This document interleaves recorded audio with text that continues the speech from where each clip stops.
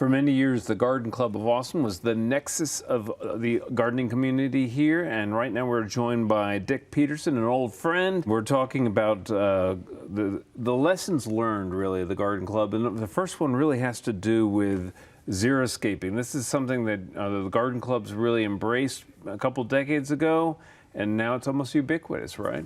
It is, and the city of Austin was one of the first to adopt the word Xeriscape. They actually paid $5,000 to the city of Denver to use the word Xeriscape. It's trademarked. Right. And city of San Antonio beat us by a week as being the first to do that. Texas. But now, you know, each garden club has an element of Xeriscape, water conservation, using the right plant in the right spot, being a little bit smarter about gardening. Yeah, it's hard to think of a time when, you know, there were almost no watering restrictions, or they were, at best, there were suggestions.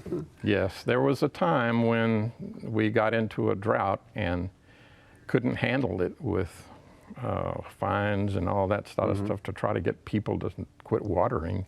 And later I became in charge of that program, and nobody wanted to get fined, but if you just think about the watering schedule that the plants would really like, it's not hard to follow a watering schedule.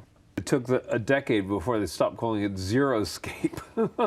But I think they've gotten past that. Well, in Austin, they now call it Grow Green, or the Green Garden Demonstration Garden over at Zilker. And that's still a great place for gardeners to go, whether you're a beginner or not, really, to get inspiration about how you can put together really interesting combinations of plants without having to spend a lot of money on water. Yes, the botanical garden as a whole is a good place, but the Grow Green Garden has 7 different beds planted for different types of sunlight restrictions and that sort of thing that you might have in your own personal garden. Then you can go to the Grow Green website on the City of Austin's website and actually enter in your sunlight requirements, the height of the plant, the color you want, and pops up a plant. Simultaneous with the Xeriscape wave was the adoption and embrace of native plants. Yes. And native plants are fantastic. We recommend them all the time. But they do require some care, especially at the beginning, right? Yes, just like any plant, you know, it's a baby, and depending on what size you buy, a 4-inch pot, of course, is going to take longer to grow out, and a 1-gallon plant costs you more, but you'll get the bigger bang for your buck. But we used to say, sleep, creep, leap. When you plant a plant, it sleeps the first year, it creeps the second year, and then finally it begins to leap in the size that you think you want it to be. And I think it takes 2 solid summers of supplemental watering, really, for plants in Austin, depending on the weather, of course. In our area, you know, you're going to need to watch these plants and hand water them.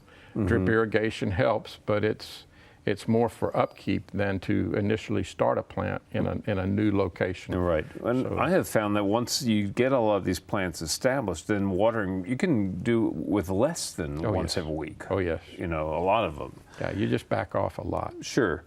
For those people who are concerned, though, what are some good watering techniques? I mean, I recommend water no more than once a week, but when you do, water deeply. That's important, not only for your plants, but for your grass. And the grass, everybody thinks they want it to be green, so you have to follow a schedule that your grass can live through a drought. So by watering once a week, but watering deeply, even if you can set your irrigation system to cycle and soak, and that is break the crust of the soil first, come back on again and water it again, and the water will soak in easier. Yeah, it's a smart technique. It's hard to kind of get it into your mind how to set your irrigation system, but read the booklet and it'll help you out. Most people have irrigation systems now on their grasses and even their vegetable gardens. So many different programs and so many different start times. You got to be careful. The City of Austin will come out, though, and help you, and any city will actually send their water conservation people out probably to audit your irrigation system. It's become so important to water supply that people want to know where the water's going and when it's going on. Yeah, well, we use so much water on our landscapes, and a critical factor in that is what kind of soils we have. That's right. And so it really will vary from clay to the caliche. Yes, and that cycle and soak idea allows you to water in a time element, but get the water to go in without running off. Right. You never want to see that water run off your land. Yeah. And we've been talking about water. Let's talk about fertilizers and approaches and how that's evolved over the decades. Avoid the weed and feed. That's a basic, yeah. but people still do. I know. The time to weed is not the time to feed. The time to feed is not the time to weed. So don't put it in the same. Well said. Same sack. It's the wrong idea. But basically, if you watch for the winter weeds that pop up, they'll disappear pretty quick. So you don't have to. Some be of them nuking. melt away just in the first heat wave, and they're gone. And so don't worry. But when you mow, maybe the first couple of times you mow, if you've got weed problems, bag it up and throw it away. Don't put it in your compost. After that, your best alternative is to use a recycling mower and put the blades back onto the grass. And it's 90% water, so it disappears. The other 10% is your fertilizer. Yeah. So if you put it in a bag out at the street, I'm going to go get it and put it in my compost bin because it's fertilizer. Sure. After the water's gone, sure. you compost it and it's your fertilizer. So let it go back, recycle it into the grass. If you have to pick it up, compost it. Compost it, and you can compost it in place. I just like to chop it up and use it as mulch. Yes. Works really well. Yes. If you don't have any weed seeds, if you have weed seeds, you want to be careful with that. Another phenomenon that's taken off is the whole thing about raised bed gardening. Yes. And it makes so much sense, especially like in the hill country where you don't have soil. Yeah. Even if you have rocky soil, you have caliche soil, you have clay soil, just use raised beds. I use the concrete blocks with the holes in them, and then we can put herbs in the holes. And I've seen that on this show before. I've used it in 3 different gardens. It works well. You can even get the real pretty ones that look like chopped limestone, but the concrete ones do just fine.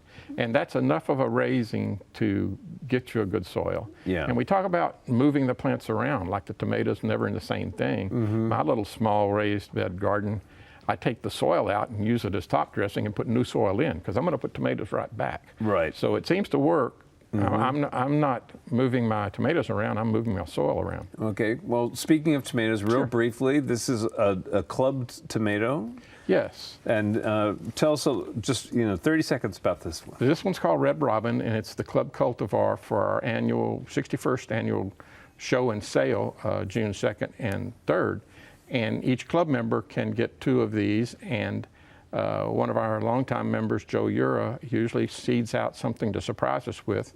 Red Robin only supposed to get 12 inches tall. They say you can even grow it in your house. And you've successfully done that. Well, no, this is new for me. Oh, okay. So this is from the little club cultivar we got, 4-inch pot. And by the end of June or start of June, it'll have tomatoes all over it, little quarter-sized tomatoes. Okay, well, the Garden Clubs of Austin still a great place for people to learn hands-on techniques of improving their lawns and their gardens. And Dick, we appreciate your long service to the garden clubs and to the gardening community here in Austin. I've enjoyed it. It's been an interesting career, and I never thought I'd be Xeriscape program coordinator, and that would be my career, but it was. Well, congratulations. And coming up next is our friend Daphne.